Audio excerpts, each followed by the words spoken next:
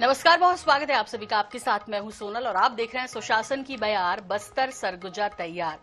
जी हाँ, ये हमारी विशेष पेशकश है जिसमें हम बस्तर और सरगुजा पर ही बात करेंगे, क्योंकि छत्तीसगढ़ की लोकप्रिय विष्णुदेव साय सरकार बस्तर के विकास में अभी तक बाधा साबित हुए नक्सलवाद के उन्मूलन के लिए कई तरह के काम कर रही है, लगातार प्रयत्नशील है। बस्तर में स्थित अबूझमाड़ और जगरगुंडा, जो कि 4 दशकों से भी ज्यादा वक्त तक नक्सलवाद के गढ़ के रूप में जाना जाता रहा, अब एजुकेशन सिटी में परिवर्तित होगा।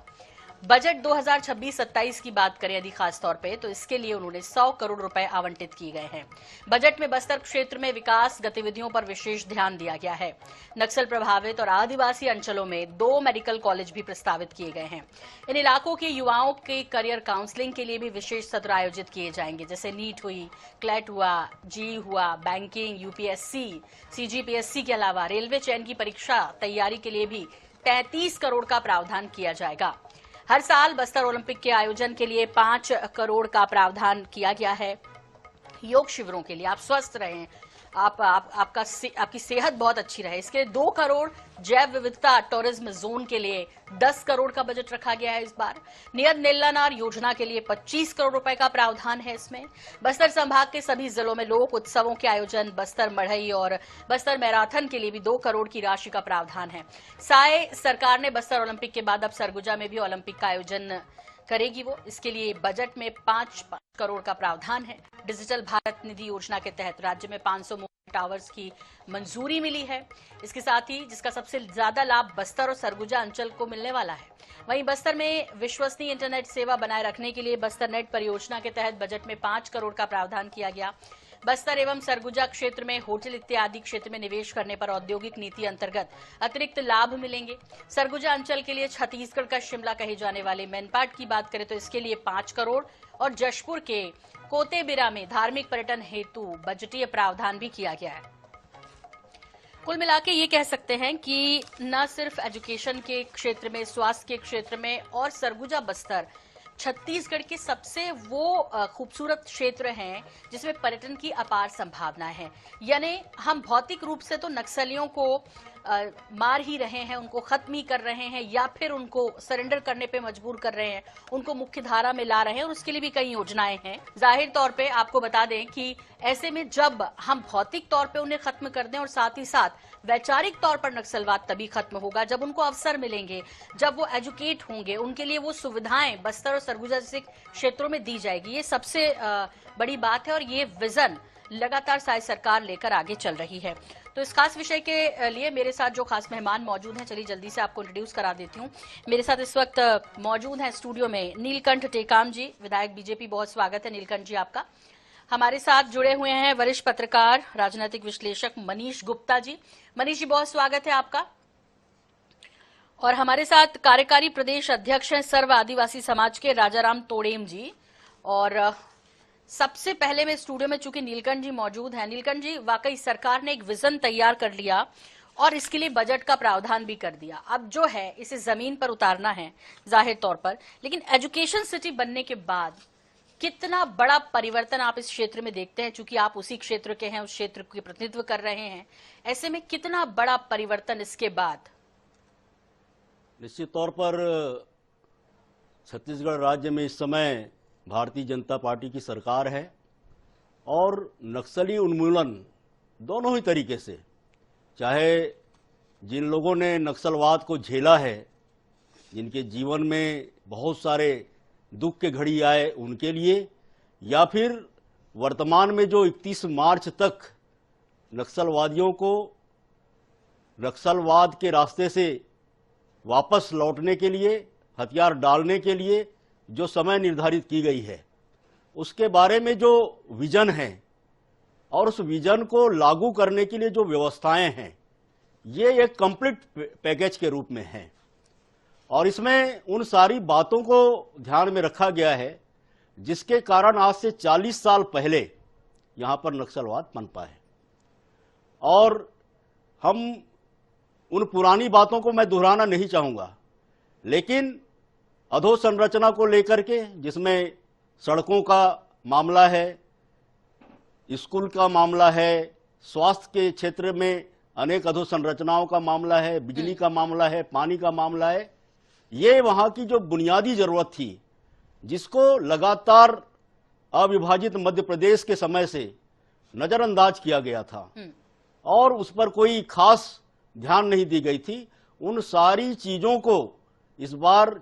हमारे बजट के माध्यम से एक अलग से व्यवस्था इसमें दी गई है और तमाम इन जरूरतों की पूर्ति एक निर्धारित समय में कैसे हो पाएगा उसके बारे में बहुत ही विस्तार से इसका अध्ययन करके, इसके सारे एस्पेक्ट को ध्यान में रखते हुए कि इसमें क्या क्या हर्डल्स आ सकते हैं और इसमें किस किस प्रकार के सुझाव लोगों से लिए जा सकते हैं और जो लोग नक्सलवाद से प्रभावित थे और जो लोग नक्सलवाद छोड़ करके मुख्य धारा में आए हुए हैं, उनकी जरूरतें क्या है। मैं आपको बताना चाहूंगा आपके चैनल के माध्यम से, हमारे साथ सारे लोग जो जुड़े हुए हैं बड़े ही सकारात्मक सोच के लोग हैं और हम सब लोग जानते हैं कि बस्तर के लिए रोजगार एक अहम विषय रहा है शुरू से ही। बस्तर का जो कल्चर है, बस्तर की जो जीवन शैली है, बस्तर का जो खान पान है, वहाँ का जो मेला मड़ई है, वहाँ के तीज त्योहार है और वहाँ का वनोपज है, वहाँ का जल है, जंगल है और जमीन है, जीव जंतु है, इन सारी चीजों से मिल करके बस्तर बनता है और इसमें शिक्षा का बहुत बड़ा योगदान है। और इसी वजह से जब हमारी शिक्षा व्यवस्था ठीक से नहीं चल पा रही थी, तब नक्सलवादियों ने आकर के वहां पर लोगों को माओवाद पढ़ाना चालू कर दिया और उसकी वजह से एक लंबा समय हमने बिताया है। और मैं ऐसा मानता हूं कि इतनी संवेदनशीलता से बनाया हुआ बजट और उसके जो प्रावधान है, आने वाले दिनों में उसका रिजल्ट देखने को मिलेगा। ठीक है। राजाराम तोड़ेम जी, आप मेरी आवाज सुन पा रहे हैं? जी। मैं आपसे समझना चाहती हूँ कि अभी तक हम बस्तर की धरती को संघर्ष की धरती के रूप में जानते थे, लेकिन अब उसे संभावनाओं की धरती कहा जाएगा, क्योंकि जिस तरह से बजट में प्रावधान है और जो तस्वीर इमेजिन कर रहे हैं, छत्तीसगढ़ सरकार ने जो इमेजिन किया और उसके लिए प्रावधान किया, तो किस तरह ये पूरा बदल जाएगा। और आप तो चूंकि उन्हीं लोगों के बीच में रहते हैं, तो किस तरह वहां की जरूरतों को ये पूरा करते हुए एक नए बस्तर को दुनिया के पटल पर ले इस पूरी योजना के जरिए? तो निश्चित रूप से अभी जो वर्तमान में जो स्कूलें खोलने की जो बात चल रही है, उससे निश्चित रूप से बस्तर में साक्षरता का प्रतिशत बढ़ने की पूरी संभावना है। सरकार ने इस बात को ध्यान में रखते हुए एजुकेशन जो सिटी बनाने का जो निर्णय लिया है वो स्वागत योग्य है, किंतु जमीनी स्तर पर किस तरीके से उसका वो क्रियान्वयन होगा, ये अभी आगे समझ में आएगा बात। लेकिन अभी जो शुरुआत तो बहुत अच्छा है, क्योंकि मध्य प्रदेश रहते समय में तो शिक्षा का स्तर बहुत खराब रहा है, किंतु छत्तीसगढ़ राज्य बनने के बाद निश्चित रूप से हमारा जो बस्तर संभाग का वो जो शिक्षा का प्रतिशत है अभी 54% के आसपास है। तो आने वाले समय में और निश्चित रूप से जो है ना इसका विस्तार होगा और यहाँ के बच्चे भी जो है आगे अच्छे से पढ़ लिख कर बड़े अच्छे आगे बढ़ेंगे, ऐसा पूरा विश्वास मुझे है, क्योंकि भारतीय जनता पार्टी की सरकार है और शुरू से शिक्षा पर ध्यान देने का काम ये कर रही है जी। तो इसलिए मुझे तो पूरा विश्वास है कि आने वाले समय में और अच्छे से अच्छा शिक्षा का स्तर और यहाँ पर प्रतिशत बढ़ेगा, ऐसा मेरा मानना है। बिल्कुल मनीष जी, मैं आपका रुख कर रही हूँ और आप चूंकि ग्राउंड जीरो पर काम करते हैं, उसे देख भी रहे हैं। मुझे आपसे ये समझना है कि भाई प्रावधान बहुत अच्छे हैं, बस तो सरगुजा पर पूरा फोकस रहा बजट 2026-27 में, लेकिन धरातल पर जो चिंता राजाराम तोड़ेम जी की है, धरातल पर आने में आपको क्या लगता है, कितना समय लगेगा या अभी और किन चीजों की जरूरत है? ये जो बजट में प्रावधान है ये भविष्य में आगे भी बढ़ेंगे? जो जमीनी हकीकत है उसको हम चाहेंगे कि आप उस पर थोड़ी सी दृष्टि डालें। निश्चित रूप से सोनल जी, आज का जो समय है और जिस प्रकार से देखिए, इसको मुझे लगता है कि दो भागों में देखना चाहिए, बजट को और बस्तर के विकास को। आने वाले समय में जिस प्रकार से 2024 में केंद्रीय गृह मंत्री ने जो बस्तर में शांति का जो एक खाका, जो डेडलाइन उन्होंने सेट की कि मार्च 2026 तक हम बस्तर को नक्सल मुक्त कर देंगे या नक्सल हिंसा से मुक्त कर देंगे, और जिस प्रकार के हालात हैं, निश्चित रूप से आने वाले समय में जो है बस्तर नक्सल मुक्त होगा और इसका दूसरा पार्ट जो है, जब बस्तर में जब भी विकास की बात होती थी, तब तब जो है नक्सलियों का रोड़ा जो है वो हमेशा, चाहे उसको बहाना बता दीजिए या चाहे कोई दूसरे कारण बता दें, कहीं ना कहीं नक्सलवाद के नाम पर बस्तर को छला गया है, बस्तर को विकास के मार्ग से जो है अब तक रोका गया है। आजादी के 8 दशक बाद भी अगर बस्तर में ये स्थिति है कि बस्तर के अंदरूनी इलाकों में सड़कें नहीं है, पुल पुलिया नहीं है, शिक्षा नहीं है, रोजगार के संसाधन नहीं है, स्वास्थ्य सुविधाएं नहीं है, तो मुझे लगता है किसी भी देश के लिए, किसी भी क्षेत्र के लिए जो है ये शर्मनाक है। और मैं तो ये मानता हूं कि अगर देश के विकास के पैमाने की अगर आप बात करेंगे तो बस्तर को केंद्र रूप में रखते हुए देश के विकास का खाका खींचना चाहिए। अगर बस्तर में विकास हुआ तो आप ये मान करके चलिए कि हमारा देश जो है वो विकसित देशों की सूची में शुमार हो सकता है। दूसरी बात मैं ये कहना चाहूंगा कि जिस तरीके से नक्सलवाद के खात्मे के बाद अभी पिछले समय जो बस्तर ओलंपिक हुआ था, उस समय केंद्रीय गृह मंत्री जगदलपुर आए थे और उन्होंने बस्तर के विकास के लिए विजन 2030 तक बस्तर को पूरे देश के विकसित जिलों में शुमार करने की बात उन्होंने कही थी। निश्चित रूप से उनका जो कमिटमेंट है, उस कमिटमेंट की प्रति छाया जो है वो कहीं ना कहीं बजट में दिख रही है। अब आप जगरगुंडा की बात करेंगे या अबूझमाड़ की बात करें, आज एजुकेशन सिटी की बात कर रहे हैं। मैं एक बात और आपको ध्यान दिलाना चाहूंगा। अबूझमाड़ वो इलाका है जहां आज तक सर्वे नहीं हुआ। नारायणपुर जिले में लगभग 100 से अधिक शालाएं ऐसी हैं जो झोपड़ियों में संचालित कारण वहां तक शिक्षा नहीं पहुंच पाई। अगर आज बस्तर नक्सल मुक्त होता है तो मुझे नहीं लगता कि आप कोई बहाने बना पाएंगे आप कि उस इलाके में भवन न बना पाए, उस इलाके में आप शिक्षकों की नियुक्ति न कर पाए और उस इलाके में जो है शिक्षा का प्रचार प्रसार न हो पाए। वैसे भी अगर हम देखें तो निश्चित रूप से जो शिक्षा जो है वो विकास का पैमाना माना जाता है और बस्तर में नक्सलवाद अगर यहाँ पर आज की स्थिति में रहा है तो उसमें बहुत बड़ा जो दोष जो है हम शिक्षा वहां तक नहीं पहुंचा पाए, जिसकी वजह से लोग जागरूक नहीं हो पाए और अपने अधिकारों को समझ नहीं पाए। नक्सलियों ने जो दीवा स्वप्न दिखाया,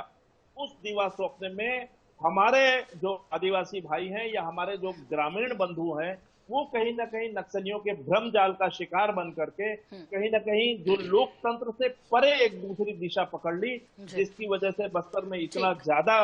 नुकसान हुआ है। हाँ। और आने वाला जो बजट है मुझे लगता है विकास का मार्ग प्रशस्त करेगा और आने वाले समय में हम एक विकसित बस्तर की कल्पना को साकार होते देख सकेंगे। बिल्कुल नीलकंठ जी, जो बात अभी तोड़ेम जी की जो चिंता थी या जो मनीष गुप्ता जी ने कही कि भाई एक तो शिक्षा का स्तर सुधारना सबसे पहले, दूसरा ये कि बुनियादी ढांचा वहां पर हो, यानी आपको इंटरनेट भी हो, प्रशासनिक स्तर पे भी चुस्त दुरुस्त आपको नजर आए, फैकल्टीज की जो है जरूरत पूरी वहां पर हो पाए। कुल मिला के बहुत बारीक और बहुत जमीन पर जाकर काम करने की जरूरत है। इसका रोड मैप क्या होगा नीलकंठ जी? क्योंकि प्रावधान अपनी जगह, लेकिन एक जो मॉनिटरिंग जो सिस्टम होता है वो मैकेनिज्म वहां पर बनाने की बहुत बड़ी जरूरत होती है, तब जबकि सब कुछ अब नए सिरे से शुरू होगा। बिल्कुल, ये अब बहुत सही बात कही आपने कि जब तक कि हम एक टाइमलाइन फिक्स नहीं करेंगे कि कितने दिनों में हम पूरी तरीके से कनेक्टिविटी कंप्लीट कर लें, कितने दिनों में हम पानी पीने की व्यवस्था कंप्लीट कर लें, कितने दिनों में हम एजुकेशन के सारे स्ट्रक्चर्स को बना लें, कितने दिनों में मैन पावर डिप्लॉयमेंट हम कंप्लीट कर लेंगे, इन सारी चीज़ों को मॉनिटरिंग करने के लिए संभाग स्तर पर बस्तर के जो संभाग आयुक्त हैं, वहाँ के जो आईजी हैं, उनके नेतृत्व में समिति बनी हुई है, जिलों में समिति बनी हुई है और इस समय आप देख रहे हैं कि समस्त जिलों में जो वहाँ के कलेक्टर हैं, वहाँ के एसपी हैं और वहाँ के जो ग्राउंड लेवल पर काम करने वाले हमारे सरकारी अधिकारी और कर्मचारी हैं, वो बड़े ही संवेदनशील किस्म के हैं और सारे जो है वो अनुभवी हैं और उनमें एक काम करने की जज्बा है। जैसे नक्सलवाद से निपटने के लिए जब हथियार उठाने की बारी आई थी, उस समय भी ऐसे जज्बात से भरे जो हमारे अधिकारी थे, जिन लोगों ने इसको अपना एक संकल्प माना था, और उनके मदद से ही, उनके दृढ़ इच्छा शक्ति के कारण ही आज जो है नक्सली अपना पैर जो है पीछे खींचने के लिए मजबूर हुए हैं। ऐसे ही ये सकारात्मक चीज है। अब जैसे कि अभी मनीष जी बता रहे थे कि अब तो कोई बहाना चलेगा नहीं, तो हर जिम्मेदार अधिकारियों का, समाज सेवकों का, इवन राजनीतिक क्षेत्र में जुड़े हुए लोगों का भी, और वहां पर तो इस समय मीडिया का भी बहुत बड़ा वहां पर संख्या में, काफी संख्या में लोग जुड़े हुए हैं। सोशल मीडिया का जमाना है, तो एक जब कोई भी सरकार, जैसे कि मैंने पहले भी कहीं पर कहा है किसी चैनल में कि इसके कारण क्या थे, कई लोग बोले कि ये सामाजिक और आर्थिक असमानता का कारण था, कुछ लोगों ने बोला कि बेरोजगारी के कारण था, कुछ लोगों ने बोला अज्ञानता का कारण था, लेकिन मूल जड़ में अगर हम जाएंगे तो ये राजनीतिक इच्छा शक्ति की कमी के कारण 40 साल तक नक्सलवाद यहां पर चलता रहा, पनपता रहा। और 1 से 1.5 साल के भीतर जब देश के शीर्ष नेतृत्व ने, हमारे छत्तीसगढ़ राज्य के मुख्यमंत्री ने जब इसको एक संकल्प के रूप में लिया कि नहीं भाई, हम मार्च तक का ही हम समय दे पाएंगे, उसके बाद आर पार की लड़ाई करके हम इसको मुक्त तो करेंगे, तो ये राजनीतिक इच्छा शक्ति के बदौलत आने वाले दिनों में ये परिणाम भी देखने को मिलेगा। और निश्चित तौर पर बस्तर के लोग कभी भी खून खराबा से अपना कोई रिश्ता नहीं रखे थे, और मैं ऐसा मान के चलता हूं कि जो पुनर्वास की नीतियां बनी हैं, विकास की जो योजनाएं बनी हैं, बजट में जो अलग अलग प्रकार के हर क्षेत्र में, चाहे आप देखेंगे एग्रीकल्चर को कैसे फोकस किया गया है, बहुत बड़े बड़े सिंचाई की व्यवस्था वहां पर विकसित की जा रही है,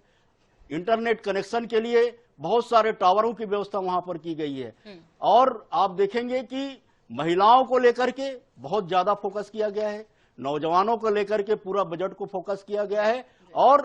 केंद्र की जो योजनाएं हैं, जैसे हम देखेंगे कि प्रधानमंत्री जनमन योजना है, धरती आबा ग्राम उत्कर्ष योजना है, ये सारी योजनाएं जो है आने वाले समय में अब ये इसके परिणाम आने लग गए हैं। अब आप वहां से जो फीडबैक हमको मिल रहा है लगातार की सड़कें बनने लगी है, स्कूलों के बिल्डिंग चालू होने लगे हैं, वहां पर पीने की पानी की व्यवस्था हो जा रही है, टावर्स लगने चालू हो गए हैं। और ग्रामीण क्षेत्रों में सबसे बड़ा जो बदलाव देखने को मिला है वो है मुख्यमंत्री जो बस सेवा प्रारंभ की गई है। अनेकों क्षेत्र जैसे जहां पर लोग जो है अपने मुख्यालय तक, विकासखंड मुख्यालय में, जिला मुख्यालय में आने के पास साधन नहीं हुआ करता था, जगहों पर बसों की हो गई है। हाँ। तो निश्चित तौर पर ये हमको दिखने लगा है और हम महसूस करने लगे हैं कि ये जो बदलाव है बहुत कम समय में हम एक विकसित संभाग की ओर। चलिए, तो प्रावधान के साथ 5 साल में ये टारगेट रहेगा कि जल्द से जल्द इसको जमीन पर उतारा जाए। तोड़ेम जी, एक बात लेकिन बहुत महत्वपूर्ण है, आदिवासी जल जंगल जमीन और अपनी जो परंपराएं हैं उसके लिए वो बहुत उसमें जो है दृढ़ निश्चय रखते हैं। ऐसे में जब एजुकेशन सिटी की बात होती है, मेडिकल कॉलेज की बात होती है, नए अवसर और नए अवसरों को लेने के लिए, उनका उपयोग करने के लिए मानसिक रूप से भी तैयार होना है। तो क्या ये जागरूकता, तोड़ेम जी, आप आदिवासी समाज जो है अब इस ओर जागरूक है, वो नए तरह से नए एक्सपेरिमेंट करने के लिए और मुख्य धारा से जुड़ने के लिए ये सब करने को मानसिक रूप से भी तैयार हैं, या अभी कुछ और समय है और उसके लिए आपकी तरफ से क्या प्रयास, और सरकार को कोई सुझाव हो तो वो भी आपसे चाहिए। यहाँ का जो आदिवासी जो जन जीवन है वनों पर आधारित है। एक तो बहुत हद तक जो है ना उनको रोजगार वनों से ही बहुत मिलता है, और शिक्षा के प्रति जागरूक बस्तर संभाग के लोग हैं, और शिक्षा की व्यवस्था ठीक ढंग से हो, यहाँ से कई प्रतिभाएं जो है निकल कर जो है आगे पहुंचने में सफल भी हो जाएंगी। और शिक्षा का प्रसार इतने दिनों तक का तो एक भय का वातावरण था, जिसके कारण से जो है ना स्कूल बच्चे जा नहीं पाते थे, किंतु अब शिक्षा का ये वातावरण अभी तो काफी हद तक बदल चुका है। तो आशा है, ये मुझे पूरा विश्वास है कि आने वाले समय में शिक्षा के क्षेत्र में हमारा जो बस्तर है अग्रणी भूमिका, पढ़ने के क्षेत्र में बच्चों में जो परसेंटेज पास होने का जो होगा वो सर्वाधिक होगा, ऐसा मेरा विश्वास है। कारण क्या है कि अभी बहुत जगह में जो बहुत सारी चीजें करने की आवश्यकता है।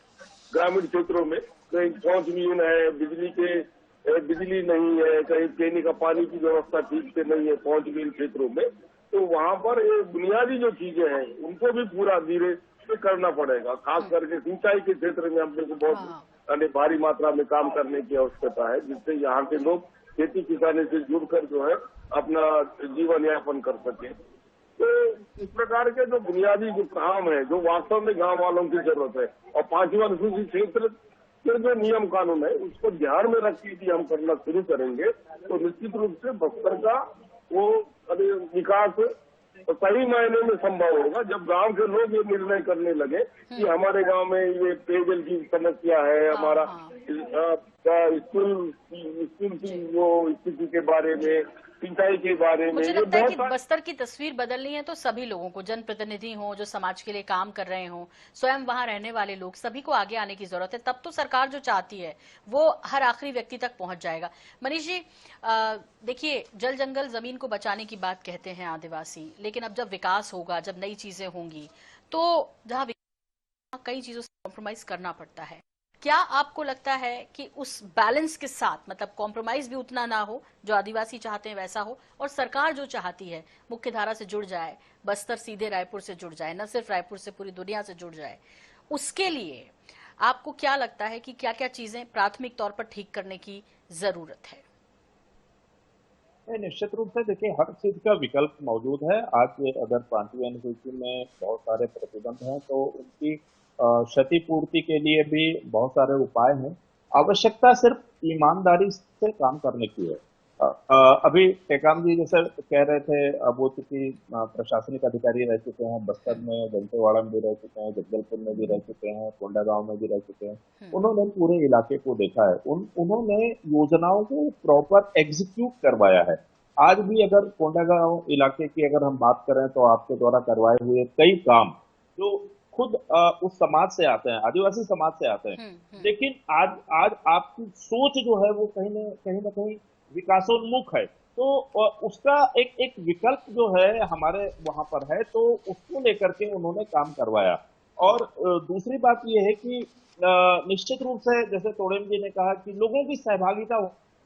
लोगों की जब तक सहभागिता नहीं होगी तब तक वो विकास बेमानी माना जाएगा। अब ये नहीं है कि आपको बस्तर के दंतेवाड़ा में आपको कोई डेवलपमेंट करना है, आप रायपुर में बैठ करके नक्शे में जीपीएस के हिसाब से आप कोई प्लानिंग बना दी है और पैसे को एग्जीक्यूट कर दिया। उसकी उपयोगिता आपको साबित करनी होगी कि भाई वो वाकई उस इलाके के लोगों की जरूरत है या नहीं है। तो इन चीजों को अगर आप ईमानदारी पूर्वक जो है योजनाओं का क्रियान्वयन करेंगे तो निश्चित रूप से बस्तर विकास का जो सपना है वो हम मूर्त रूप होते हुए देख सके। बिल्कुल। टेकाम जी, आखिरी सवाल आपसे ये कि भाई जैसे बताया कि आपको अनुभव भी है उस क्षेत्र का, जमीन पर जब उतरेंगे तो कई सारी चीजें होंगी जो सामने होंगी। निजी निवेश को आकर्षित करने या फिर उसके लिए प्रोत्साहन राशि, ऐसी कोई भी व्यवस्था के बारे में सोच रहे हैं? क्योंकि विकास जब होगा तो चहुं और होगा, और जितने विकल्प होंगे उतने युवाओं में भी इंटरेस्ट जुड़ेगा, चाहे वो एजुकेशन सिटी हो, चाहे फिर उच्च स्तर की प्रशिक्षण वहां देने की बात हो, या उस तरह की फैकल्टीज तैयार करने की बात हो ताकि स्थानीय लोगों को रोजगार मिल सके। टेकाम जी, बस्तर की जो तासीर रही है वो सामाजिक समरसता की रही है। 1000 साल पुराना इतिहास भी अगर आप खोल के देखेंगे तो वहां पर सभी समाज के लोगों के बीच एक अंतर संबंध और लोगों से स्थानीय स्तर पर बातचीत करके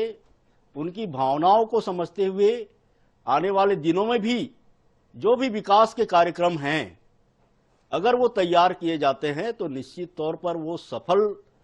होगा, इसमें कोई संदेह नहीं है। और इस समय सबसे बड़ी जो जरूरत है वो है रोजगार को लेकर के, और हमेशा से बस्तर के लोग ठगे जाते रहे। हमारे जो बैराडीला का हमारा लोहे का खदान है जी, एनएमडीसी जो है, बस्तर के लोग काफी लंबे समय से इस बात के लिए प्रयासरत हैं कि एनएमडीसी का जो मुख्यालय है वो बस्तर में होना चाहिए, क्योंकि अगर बस्तर में इसका मुख्यालय होता है तो वहां के लोगों को, वहां के युवाओं को एनएमडीसी की जितने भी विज्ञप्तियां हैं, उनकी जरूरतें हैं, उनके जो रोजगार हैं, उनके जो अवसर हैं, उनके बारे में सीधा सीधा उनको जानकारी मिल सकती है। इसी प्रकार से मैं आपको एक अनुभव भी बताना चाहता हूं कि हमने वहां पर टाटा स्टील को स्थापित करने के लिए बहुत प्रयास किया था, और वो अपने आप में इतना बड़ा सकारात्मक विकास के रास्ते में ले जाने वाला प्रोजेक्ट था, लेकिन उस समय कहीं ना कहीं थोड़ी सी अंडरस्टैंडिंग को लेकर के कमी रह गई। अदरवाइज आज जैसे नगरनार में काफी संख्या में लोगों को रोजगार मिला है। हमको देख करके खुशी होती है कि कभी केवल लोहे का यहां से निर्यात होता था, आज नगरनार में टनों टन जो है फाइन मटेरियल बन करके निकल रहा है और कई परिवार को वहां पर रोजगार मिला हुआ है। तो ये पोटेंशियल तो है, लेकिन पुनर्वास की जो नीति है, वहां पर लोगों को रोजगार देने की जो व्यवस्था है, वहां पर जल और जंगल और जमीन और वहां जल जीवन को सामंजस्य स्थापित करने की जो व्यवस्था है, उन सब में एक सामंजस्य स्थापित करते हुए एक समन्वित विकास योजना बनाने की जरूरत है। पर्यटन को लेकर के, वनों आपका माइनर फॉरेस्ट प्रोड्यूस को लेकर के, वहां पर कैसे हम उसका प्रोडक्शन को, उसके गोडाउनिंग को, उसके प्रोसेसिंग को और उसके मार्केटिंग को हम कैसे ट्रैप कर सकते हैं, हम वनौषधि के बारे में कैसे वहां पर लोगों को एंगेज कर सकते हैं। वहां के सारे महिला स्व सहायता समूह, हमारे जितने भी नौजवान हैं, उन सबको इस समय कहीं ना कहीं एक आर्थिक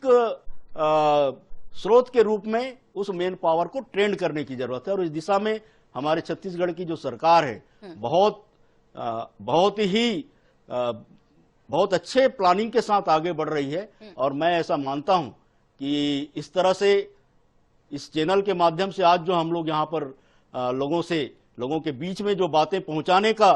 जो प्रयास कर रहे हैं कि लोग अपने सकारात्मक सोच के साथ आगे बढ़ें। सरकार जो है हर तरीके से मदद करने के लिए तैयार है। गांव की ग्राम सभा को 5वीं अनुसूची क्षेत्र में जो अधिकार मिले हुए हैं, उन सारे प्रावधानों को ध्यान में रखते हुए, पेशा कानून को ध्यान में रखते हुए, उनकी जो निजी जरूरतें हैं, अभी मैं आपको बताना चाहूंगा, 1 मिनट और ले लेता हूं आपसे, जल्दी से सर, कि